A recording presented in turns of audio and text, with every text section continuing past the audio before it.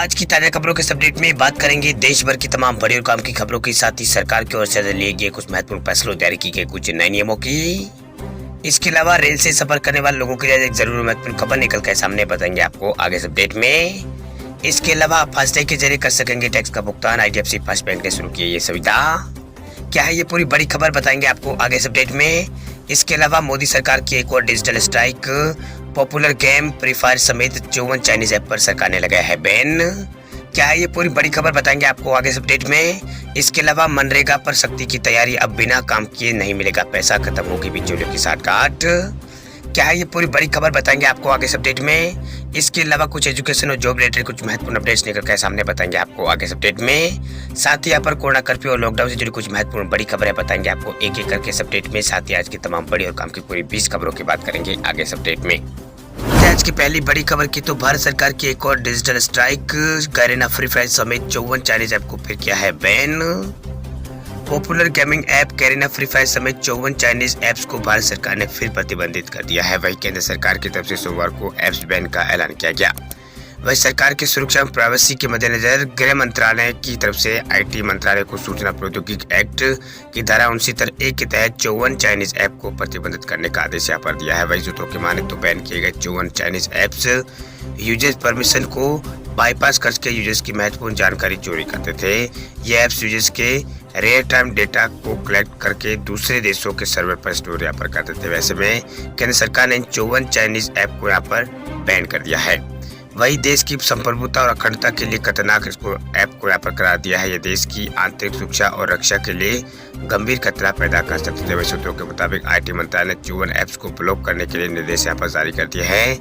वही सबसे पहले जून 2020 में भारत सरकार की ओर से 59 चाइनीज ऐप्स को बैन किया गया था। उसमें popular short video app TikTok और UC ब्राउजर जैसे ऐप शामिल थे।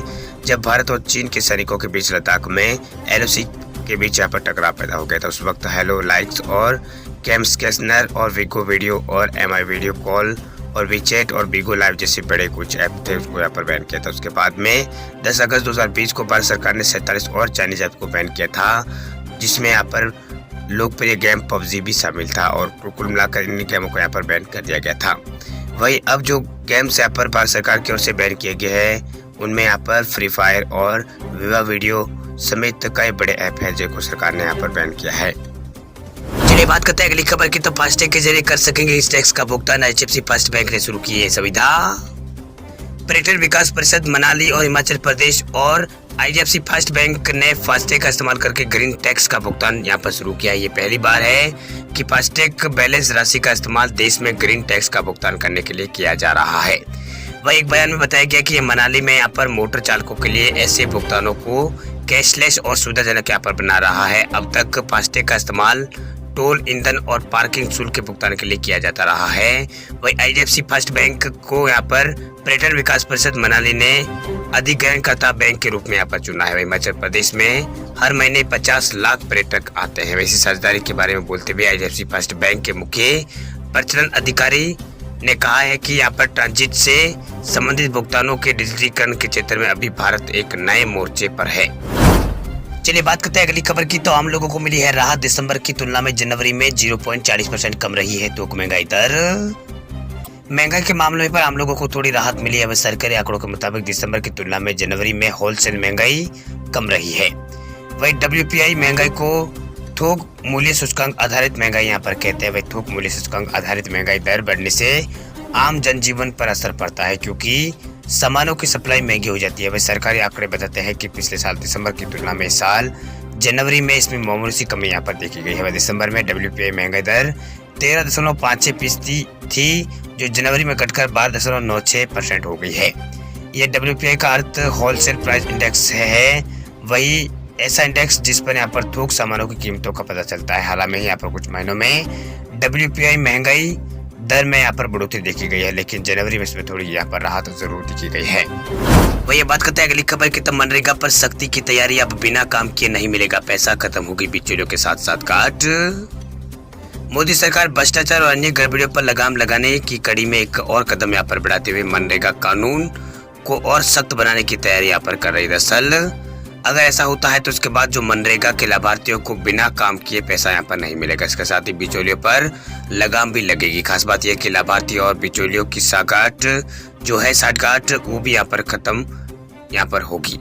वह एक शीर्ष अधिकारी ने बताया है कि पिछले 2 सालों के दौरान ग्रामीण रोजगार कार्यक्रम में काफी गड़बड़ियां देखने को मिली है। बिचौलियों की साठगांठ की मदद से लाभार्थियों को बिना काम किए पैसे मिल रहे हैं। इसके एवज में बिचौलिए लाभार्थियों से कमीशन यहाँ पर लेते हैं और अब इसके ऊपर लगाम लगाने की जरूरत है, जिसके लिए सरकार एक महत्वपूर्ण कदम उठाने जा रही है। दरअसल अधिकारी ने बताया कि इस योजना के लाभार्थियों के नाम दर्ज करने के लिए बिचौलिए है वो पैसा ले रहे हैं। बिना पैसा दिए लोगों का काम यहाँ पर नहीं मिल रहा है। मतलब लोग है वो काम कराने के लिए भी यहाँ पर काम करने के लिए भी पैसे दे रहे हैं। वे कई बार किसी अन्य के नाम पर बिचौलिया पैसे यहाँ पर हड़प लेते हैं। इससे 2 साल में बजट अनुमान के मुताबिक संशोधित अनुमान से काफी यहाँ पर अधिक रहा है।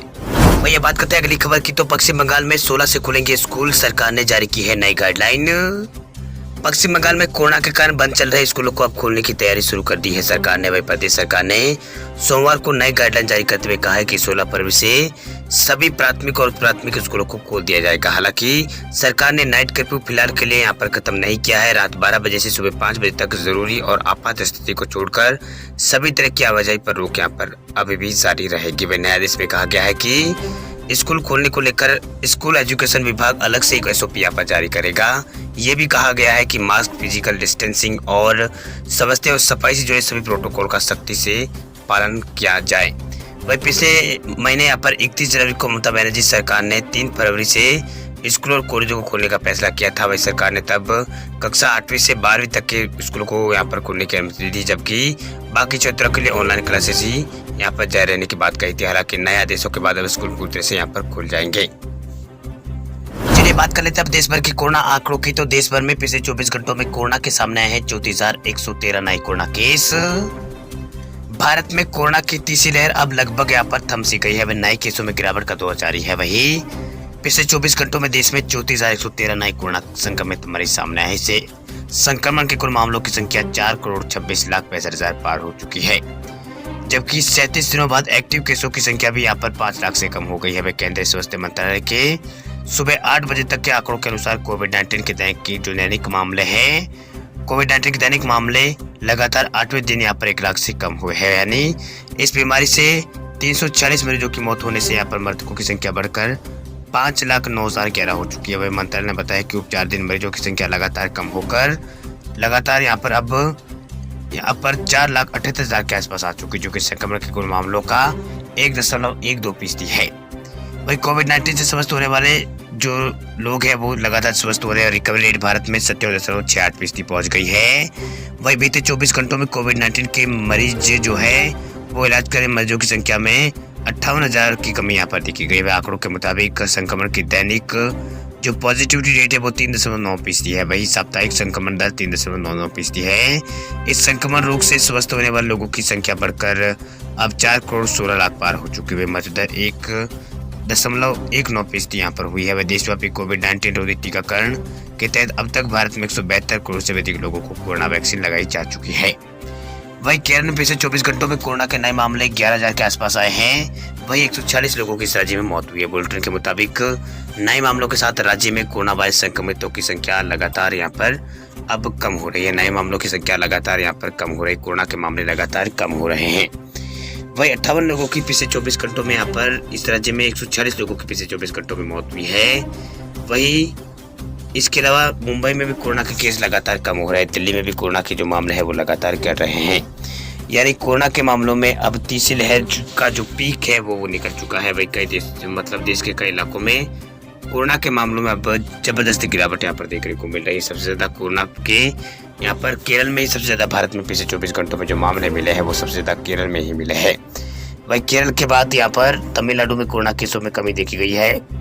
इसके अलावा राजस्थान, यूपी, बिहार में भी कोरोना केसों की संख्या में लगातार गिरावट का दौर जारी है। वही आने वाले और दिनों में यहाँ पर कोरोना केसों में और भी यहाँ पर जबरदस्त गिरावट ये मिलेगी। यानी जो तीसरी लहर का जो प्रकोप था वो लगभग यहाँ पर अब देश में खत्म होने लगा। यानी तीसरी लहर का प्रकोप था वो यहाँ पर खत्म हो गया है। वही महाराष्ट्र में पिछले 24 घंटों में 3,500 से अधिक नए मामले आए हैं। वही 17 लोगों की इस दौरान मौत हुई है। वही 9,800 से अधिक लोग ठीक भी हुए। एक दिन पहले यहाँ पर 4,300 के आसपास कोरोना केस आए थे। इसके अलावा एमपी में पिछले 24 घंटों में 2,000 नए केस सामने आए हैं। वही 4,700 से अधिक लोग ठीक भी हुए हैं। वही 4 लोगों की इस राज्य में मौत हुई है। यहाँ पर भी कोरोना मामलों में लगातार गिरावट आ रही है। इसके अलावा गुजरात में पिछले 24 घंटों में 3,022 नए कोरोना केस यहाँ पर मिले हैं। वही 13 लोगों की पिछले 24 घंटों में मौत हुई। एक दिन पहले यहाँ पर 1,646 नए केस मिले थे। अब केसों में लगातार इस राज्य में गिरावट देखी जा रही है।